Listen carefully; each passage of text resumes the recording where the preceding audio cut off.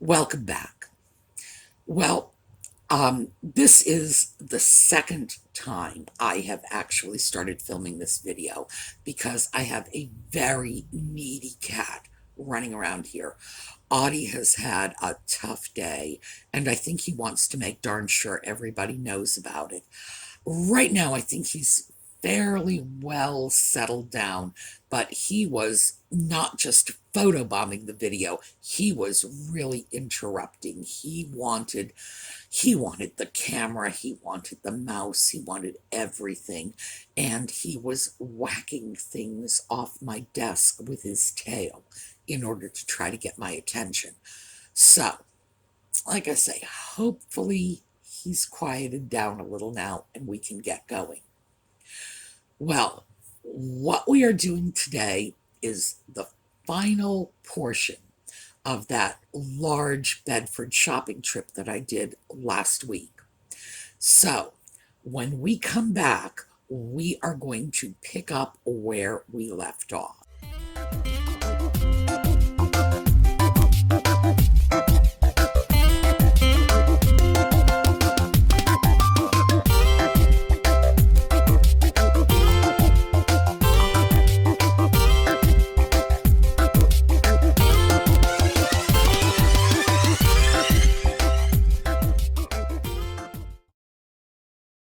All right, so yesterday's video, we were almost at the end of the Bedford trip. Not quite, almost. We got more stuff today. But because of time constraints, that video was getting lengthy. In fact, I think it ran over half an hour. So I'm going to try to make up for it this time. But I had to stop the video in the middle of one booth. And I usually would prefer not to do that. When I do a lot of shopping in a booth, I like to include it in the same video. That way you get an idea of what this particular dealer had available. So last time I stopped in the middle of the booth, and this is the one that had those nice Japanese plates. It had the Fostoria depression glass. Was it a wine glass or a sherbet cup? I don't recall. But that was a pretty piece of topaz Fostoria depression glass. And as I mentioned, I wouldn't have bought it because I had a concern. A lot of that type of glass had a high uranium content, so we walked away from it. But we did not walk away from the little turkey salt and pepper shaker, which will end up going into my Tidbit tray stash. And I got some really cute little tiny Japanese bluebird salt and pepper shakers there. But that wasn't all I found. So, still at that same booth, let's take a look at what else was there. Okay, same booth as those cute little bluebird salt and pepper shakers and that Fostoria piece that I was afraid might glow in the dark. This is a pair of Cornucopia salt and pepper shakers. $8. That puts them at about the high end of what I will pay ordinarily for salt and pepper shakers. They're not marked, but they appear to be Japan pieces. Large, interesting, pretty. For $8, I can afford to take a chance on them. This piece, $10. This is a beautiful Nippon candy dish. I usually get them for a little less than this. However, to be fair, it's a gorgeous piece. Do I have a concern at $10? No. No, the piece is beautiful. It will sell itself.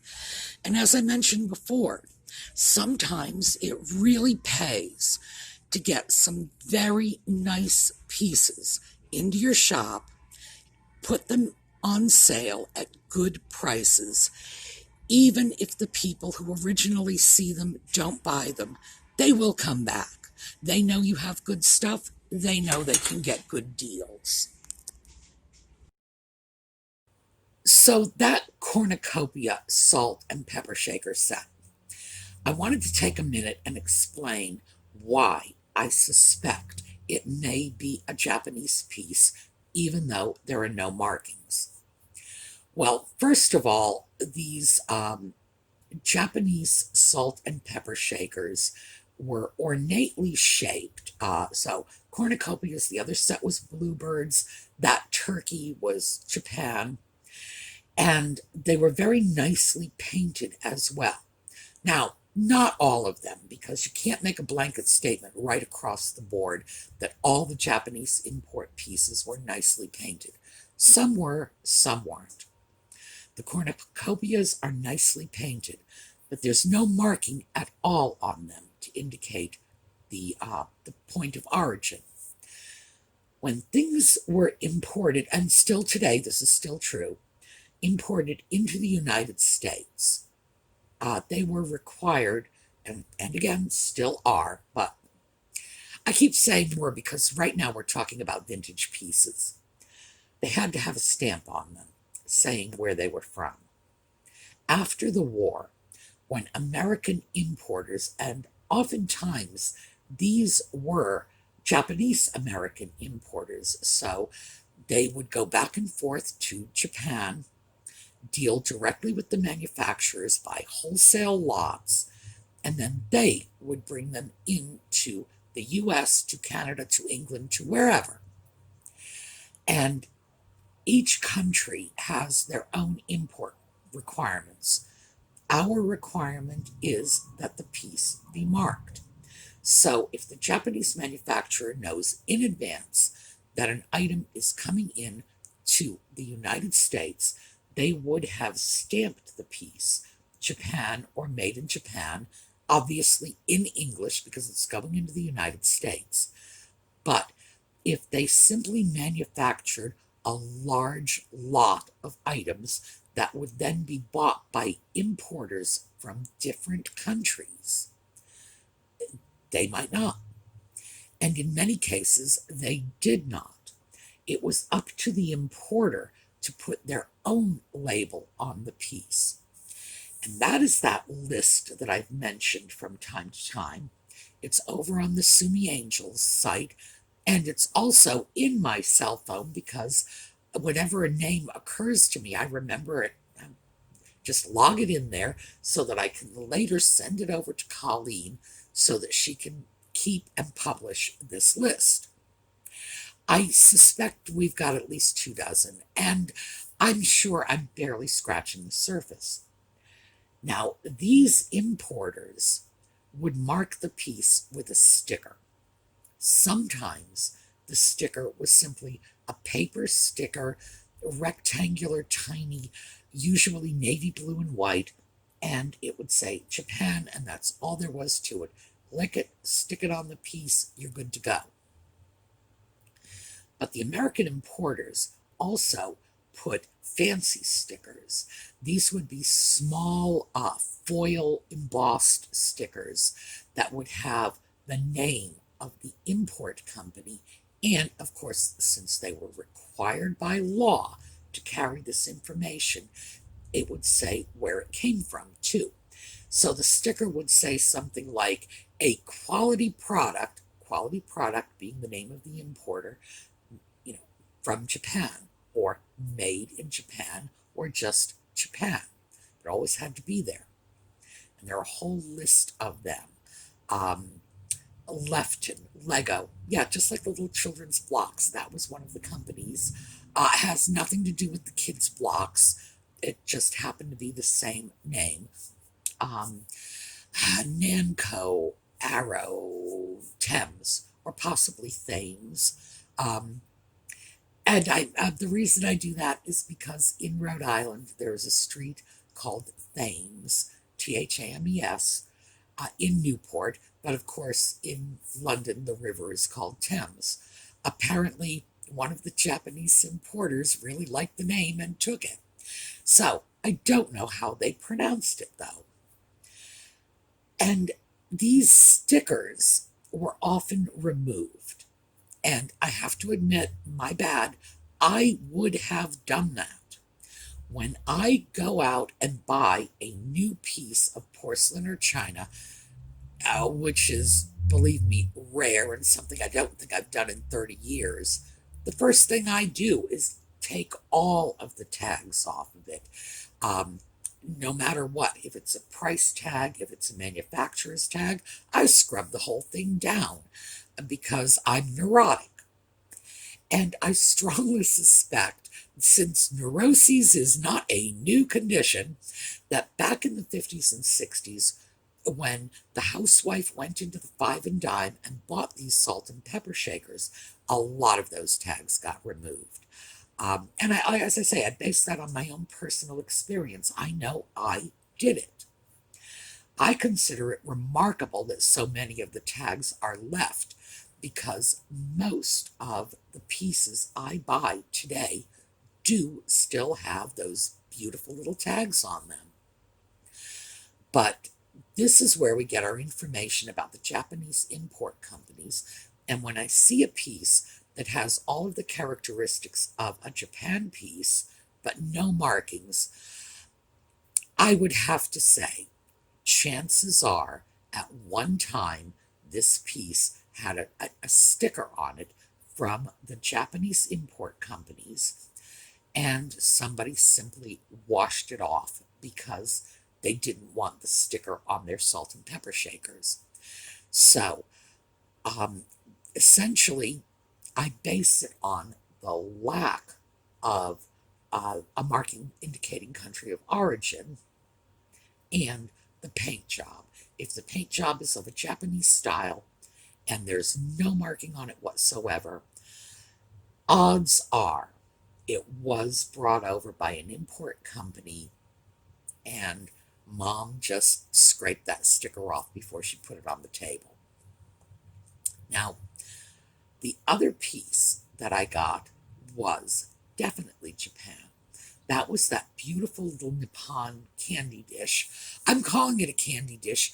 There were so many of these little dishes, and I'm not sure what people actually did with them. It was not part of a china service. It was a decorative plate that you stuck on your table, and you would put mint or candy or whatever. Back in the 50s and 60s, they would put cigarettes and matches in them too. So it could have been any number of things, but they were decorative pieces. And the Nippon marking, since we're talking about markings, Nippon is the Japanese word for Japan. That's all it is.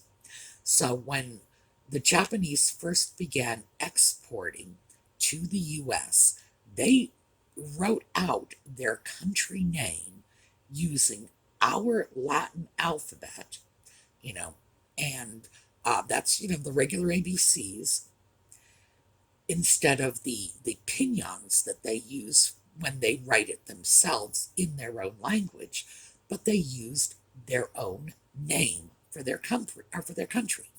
So you will see Nippon written in the Latin alphabet so that we can read it.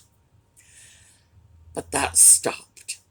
And it stopped around 100 years ago. The US was saying, you really need to write Japan in English, 100% English, not just letters that we can read, but a word we can understand.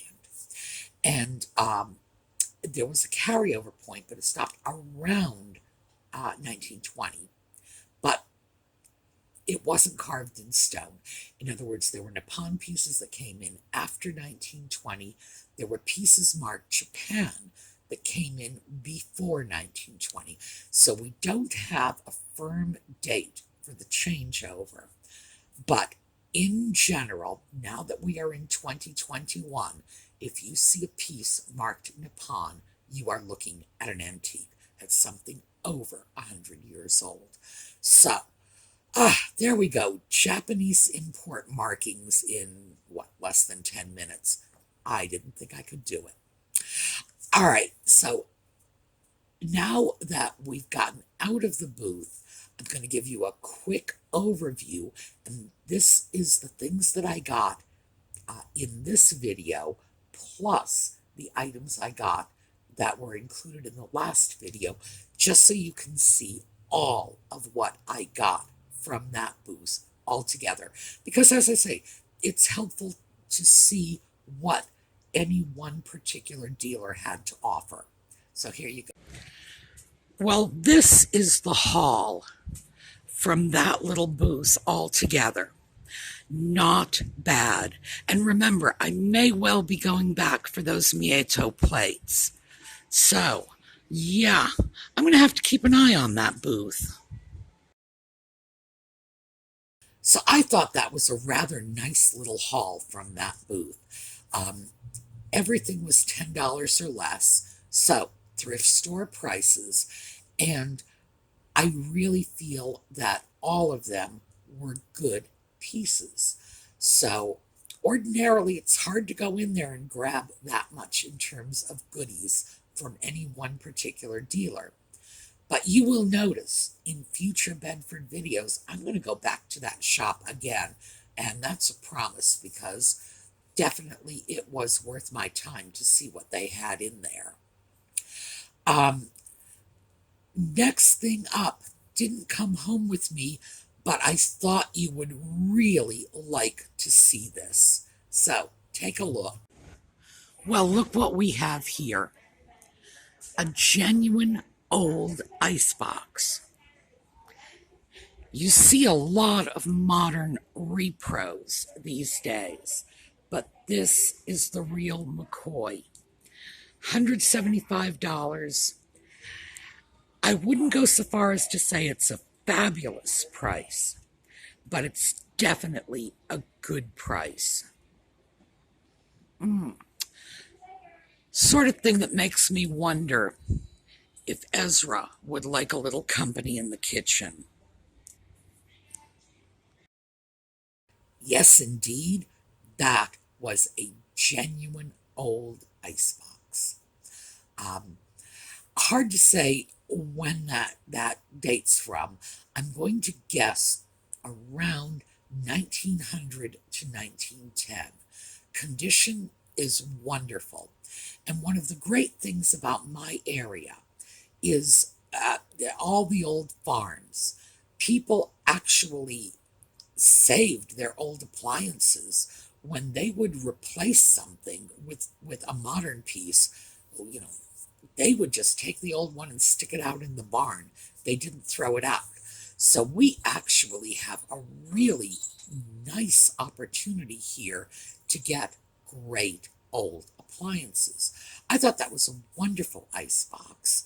I personally am not going to go off and get an icebox. Yes, I know I will go off and get an old stove, but that's because Ezra could be converted from kerosene to propane and make him useful in the modern era. I'm not sure what I could do to convert an icebox, but that was a really nice piece, and I wanted you to see that because, first of all, we don't see old iceboxes at all these days, and we see repros. There were a great many repros that came out in the 70s and 80s, old oak pieces, and I'm not sure what people did with them, use them as bookcases maybe. Well, you can come up if you'd like to. Yeah, all right, here we go. As I said, needy cat, but when we do see old ice boxes, we rarely see them in such good condition. And that was good condition, a great price. I know, you're going to stroke me with your tail. Thank you. So I know many of you have probably never seen anything like that before, so I thought I would stop for a minute and share. Next up, another thing that wasn't coming home with me, but I did want to share. So let's take a look at this piece. All right, let's take a look at this. This is a coffee pot. This is also geisha ware. Yeah, I know. Where are the geishas? That's like a turkey or a pheasant. It's some kind of bird, definitely not a woman. Beautifully done. Interesting designs, nicely executed. $37, and it is not coming home with me. But I did want you to have a chance to see what these pieces can look like when they are really well done. Peacock, that's what it is. There's the tail. And when they step out of the traditional female image and move over to other things, in this case, a peacock, geisha ware can be just gorgeous. And I'm sure you'll agree with me. However, in this booth, what I did see was a pair of willow ware saucers, $3 a piece. And as I mentioned, I get a lot of requests for Tidbit trays in blue. So I can always use pieces like this.